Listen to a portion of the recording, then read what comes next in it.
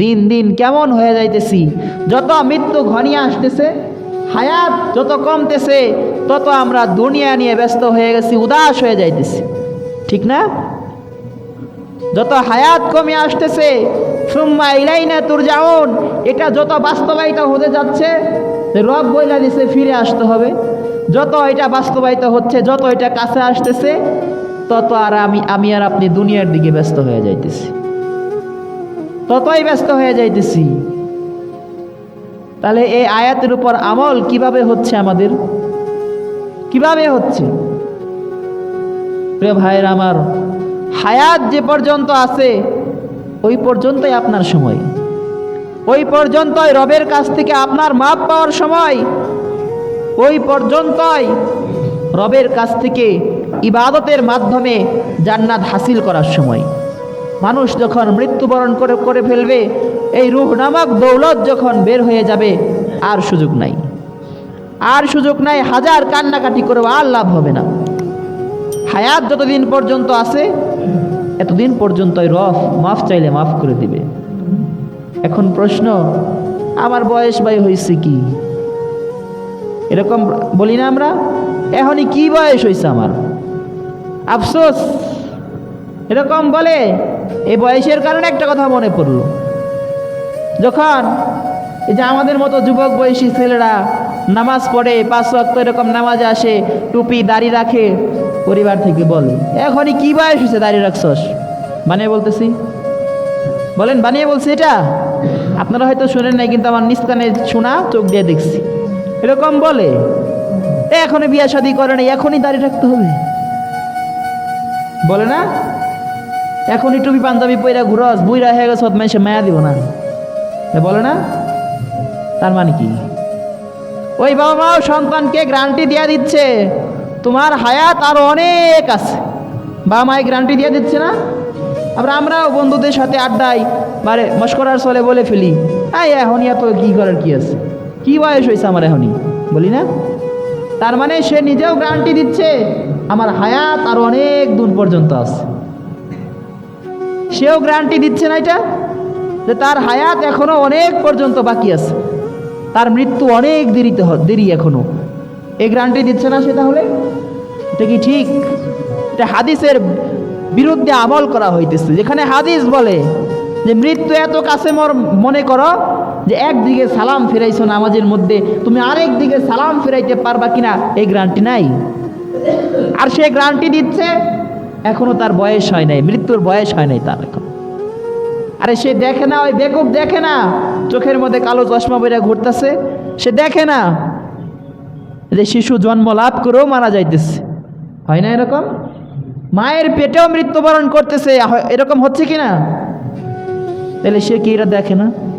জন্ম লাভ করে নবজাতক শিশু যখন মৃত্যুবরণ করতে পারে, আমার মতো যুবক মৃত্যুবরণ করতে কতক্ষণ, ঠিক কিনা? তা মৃত্যুকে এতটা কাছে মনে করতে বলা হয়েছে। এবং আল্লাহ রাসূল আরো বলেন যে মানুষের শেষ আমলটা হলো নির্ভরযোগ্য। এই হাদিসের ব্যাখ্যার মধ্যে বলা হয়েছে যে শেষ আমল নির্ভরযোগ্য, এই কারণে সব সময় শেষ আমলটা ভালো হওয়া চাই, শেষ আমলটা ভালো হওয়া চাই। এখন হাত তুলে বলেন তো, কে কে জানেন কখন মারা যাবেন, যে ওই অনুযায়ী আপনার শেষ আমলটা আপনি ভালো করবেন? জানেন যে কোনো সময় মৃত্যু আসতে পারে না ভাই। এই কারণে রাসূল বলছে সব সময় ভালো আমল করতে হবে, সব সময় মৃত্যুর জন্য প্রস্তুত থাকতে হবে, সব সময় মৃত্যুর জন্য প্রস্তুত থাকতে হবে। আমি আর আপনি কি প্রস্তুত আছি? আছি, প্রস্তুত আছি? এই মিথ্যা কেন বলো? প্রস্তুত কেমনে আছো তুমি? তুমি যদি প্রস্তুত থাকতা, তুমি চায়ের দোকানে চা খাওয়ার ওই বেহায়া নারীর নাচ দেখো, গান দেখো, বাজনা দেখতেছো, কিভাবে দেখো? তাহলে তুমি কিভাবে প্রস্তুত? ওই সময় তোমার মৃত্যু হতে পারে না? কথা বলে না কেন? মৃত্যু হতে পারে না? ওই চায়ের দোকানে চা খাওয়া অবস্থায় নর্তকীদের নাচ দেখতে দেখতে আমার মৃত্যু হতে পারে না? তাহলে কিভাবে প্রস্তুত আমি? রাসূল বলছে শেষ আমলটা ভালো হতে হবে, তাহলে শেষ আমল তো আমার ভালো হচ্ছে না, তাহলে আমি কিভাবে প্রস্তুত? আমার মোবাইলের মধ্যে অশ্লীল ছবি আছে না, গান আছে না, ডিজে গান, বাজে গান আছে না, তো এই গান রাখা অবস্থায় আমি ঘুমিয়ে যাইতেছি, তাহলে কিভাবে প্রস্তুত আমি? বলো, তাহলে আমি কিভাবে প্রস্তুত? তাহলে কি আমি মৃত্যুর জন্য প্রস্তুত আছি? যদি প্রস্তুত থাকতাম, আমার ফোনে কেন বাজে জিনিস থাকবে? কেন আমার ফোনে গান থাকবে? কেন নর্তকীদের ছবি থাকবে? তার মানে আমি প্রস্তুত না। এখনো মৃত্যুর জন্য আমি প্রিপারেশন নেই নাই। আরে মৃত্যুর জন্য প্রস্তুত থাকলে ফজরের নামাজ কাজা করে তুমি ঘুমাও কেমনে? তুমি জানো না? তুমি এশার নামাজ কাজা করেই অনায়াসে নাক ডেকে ঘুমিয়ে যাও, তাহলে তুমি কেমনে প্রস্তুত? কেমনে তুমি মৃত্যুর জন্য প্রস্তুত? তুমি জানো না যে অবস্থায় মৃত্যু হলে এই এশার নামাজের হিসাব আমাকে দিতে হবে? জানেন এটা? যদি জানেন তাহলে কেমনে প্রস্তুত? এই কারণে রাসূল বলছে শেষ আমল নির্ভরযোগ্য। তো নির্ভরযোগ্য কেমনে হবে? শেষ আমলটা নির্ভরযোগ্য যখনই যে কোনো সময় মৃত্যু হয়ে যেতে পারে। এই কারণে সব সময় ভালো আমল করতে হবে, মৃত্যুর জন্য প্রস্তুত থাকতে হবে। সব সময় গুনাহ থেকে ফিরে থাকতে হবে। গুনার কাজ হয়ে যাইতেছে তখনই প্রিপারেশন নিতে হবে। এই যে গুনার কাজ লিপ্ত হয়ে গেছি, এখনো মৃত্যু হয়ে যেতে পারে, আর এই অবস্থায় মৃত্যু হলে তো আমার তো কাম শেষ, আমার তো জাহান্নাম হয়ে যাবে। তাইলে ওখান থেকে সাথে সাথে ফিরে আসতে হবে। আমরা তাই করি? কথা কয় না। আমার কথা আপনারা বুঝতেছেন? আমরা কি এরকম করি? তো এই কারণে মৃত্যুর জন্য প্রস্তুত থাকা কি মানে কি? এটা মৃত্যুর জন্য প্রস্তুত থাকা মানে কি? আমার সন্তানকে সেটেল করে দেওয়া, পরিবারের সব সদস্যকে সেটেল করে দিয়ে এরকমভাবেই আরামায়েশে থাকা যে এখন মরণ হলে আর কোনো টেনশন নাই, আমার ছেলে সন্তান চলতে পারবে, আমার পরিবারও আমাকে ছাড়া চলতে পারবে। এটাই কি মৃত্যুর জন্য প্রস্তুত? এটাই কি মৃত্যুর জন্য প্রস্তুতি? বলেন, এটা কিন্তু মৃত্যুর জন্য প্রস্তুতি না। মৃত্যুর জন্য প্রস্তুতি হলো আমার শেষ আমলটা সব সময় যেন ভালো হতে পারে, আমার মৃত্যু যেন ভালো আমলের মধ্য থেকে হয়ে যেতে পারে, আমার মৃত্যু যেন আল্লাহ তাআলাকে স্মরণ রাখা অবস্থায় হয়ে যেতে পারে। এটা হলো মৃত্যুর জন্য প্রস্তুত। এটা মৃত্যুর জন্য প্রস্তুতি না যে আমার সন্তান এখন স্বাবলম্বন হয়ে গেছে, সে ভালো ইনকাম করতেছে, আমি মারা গেলেও আমার পরিবার চলবে, আমার সন্তান না খেয়ে থাকবে না। এটা কি মৃত্যুর জন্য প্রস্তুতি? তা আমরা এখন কোন প্রস্তুতি নিব? বলেন, কোন প্রস্তুতি আমাদের এখন নেওয়া উচিত?